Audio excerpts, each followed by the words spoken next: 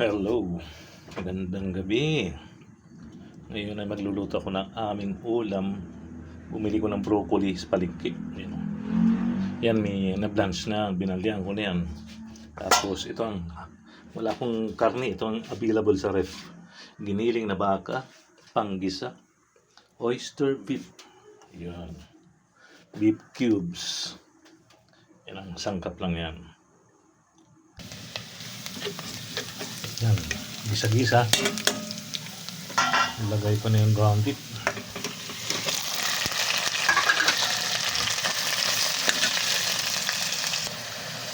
Kailangan mag-isang mabuti yung giniling bago ilagay yung gulay. Paminta, beef cubes,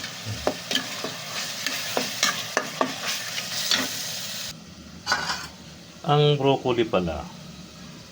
Pag nagluluto ko niyan, kung pipili sa palengke, itong tangkay, nakakain yan, gagawin niyo, babalatan nyo lang, kukunin nyo yung gitna, yan o. Sarap yan, parang sayote. Sa mga ginisang gulay, yun o. Tapos yan. Sayang yan eh, malambot yan pag binalatan mo. Isa-isa tatapon, dagdag ko yan. Mas masarap pa nga yan kaysa sa opo eh. Lutuin mabuti itong karne.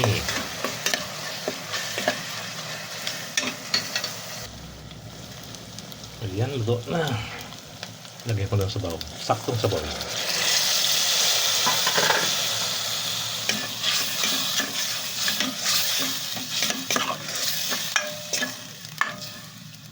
Ayan. Palambutin ng konti. Mamaya pwede nang ilagay yung gulay. Yan na, pwede na ilagay yung tangkay. Yan. Medyo matigas ng konti yan.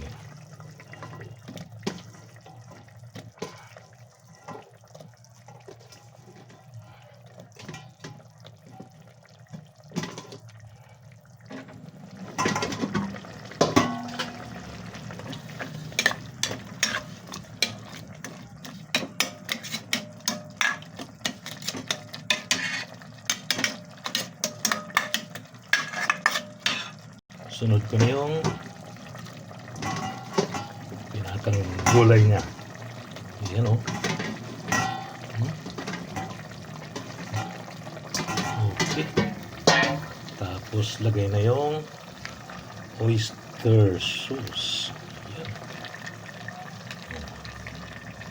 Oyster sauce.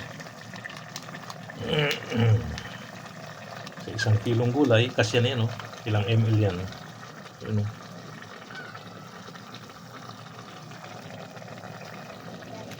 30 grams. Ayan o, goods na yan. Mamaya pwede na kumain.